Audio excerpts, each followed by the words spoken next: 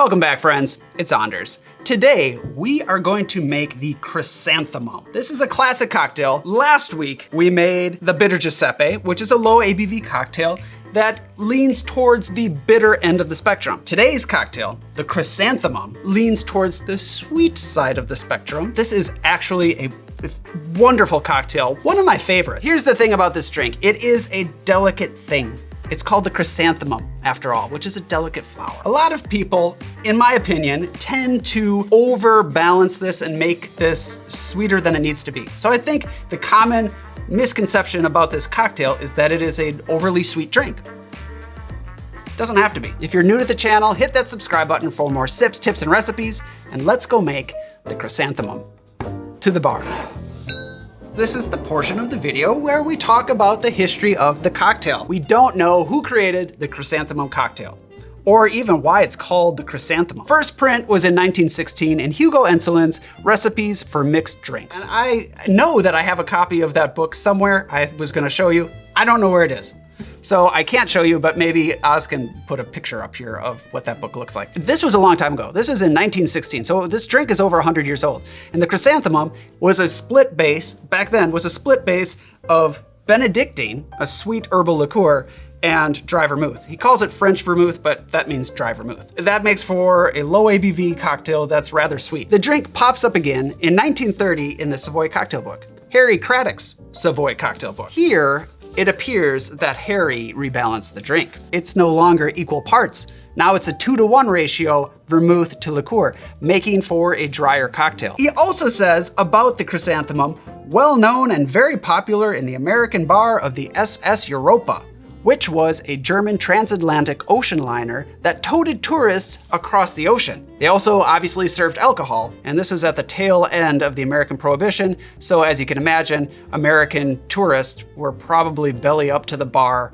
I guess, drinking chrysanthemums. This recipe, Harry Craddock's, is probably the most used recipe for the chrysanthemum today. In fact, that's the recipe that we're basing our chrysanthemum off of. But not everybody does that. I've seen some recipes that drop down the Benedictine to just a bar spoon, and they've ramped up the absinthe so you have a completely different cocktail. Not to say that that's bad, but that's not what I think the Chrysanthemum is supposed to be, especially looking all the way back to Hugo Enselin's book. My 2 cents.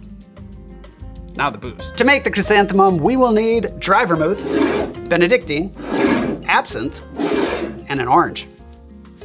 The base of this cocktail is the dry vermouth. Any dry vermouth is gonna work here as long as it's fresh. Now, if you want, you could use a Blanc vermouth. I've even used Lillet Blanc and Coqui Americano, and they were good. However, you are gonna have to adjust the ratios ever so slightly because it does tend to get a little bit sweet, as I was talking about before. Sweetness. The Benedictine, this is non-negotiable. You gotta have it. It's an important part of the flavor profile for this cocktail. You can go ahead and try other liqueurs, but you are making a different drink, in my opinion. And I'm not a stickler on many things, but this one, I gotta stick with Benedictine. The absinthe, we're only using a small amount, but also extremely important. The orange is interesting because you might look at these ingredients and think, well, what about a lemon?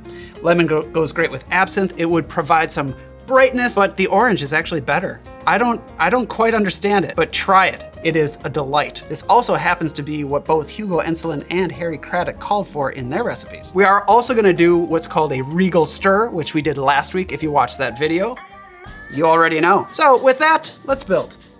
That's the power of a good bar mat. All right, I've got my little dasher bottle here for the absinthe because we were just gonna do dashes. We're gonna serve this drink up. So get your glassware chilled. In fact, I am going to serve this in a smaller up glass because I enjoy this cocktail when it's in a small amount. The thing is, I like it cold. And if it's too big, it's gonna start warming up by the time you get to the end of the drink, and I don't like that. So have a smaller glass. Use these ratios in a smaller glass and you can have a second one if you'd like. So grab a mixing glass and into it, add 1.5 ounces of your dry vermouth.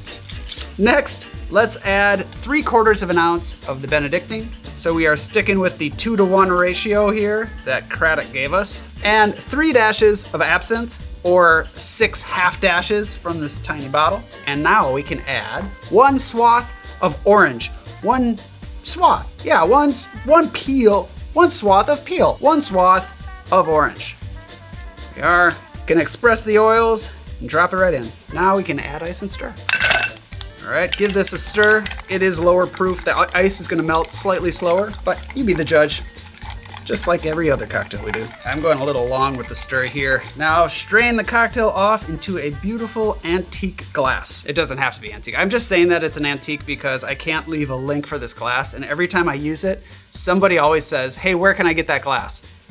I don't know. You have to have an old great-grandmother give it to you.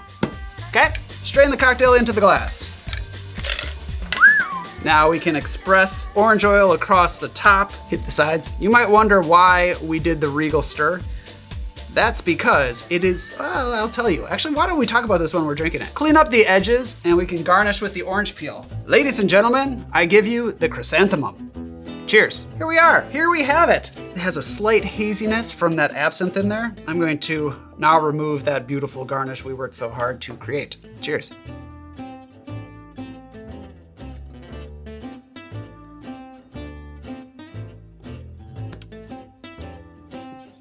That is a thing of beauty. I really, really like this cocktail quite a bit. The orange on the nose is really nice, and you get a little bit of orange throughout because we did that regal stir. In addition to the orange flavor, the regal stir also adds a subtle bitterness that I think balances out that Benedictine really nicely. So what do I taste? I taste a sweetness from the Benedictine, kind of a honey sweetness. I definitely get these herbs and botanicals from the dry vermouth. And then on the end, you get that absinthe, just a little bit. I also like that it's small. I'm guaranteed to have a cold sip at the very end with this small little glass. This is also how I like to drink martinis. Small, keep it cold. Oz, would you care to try this? Okay.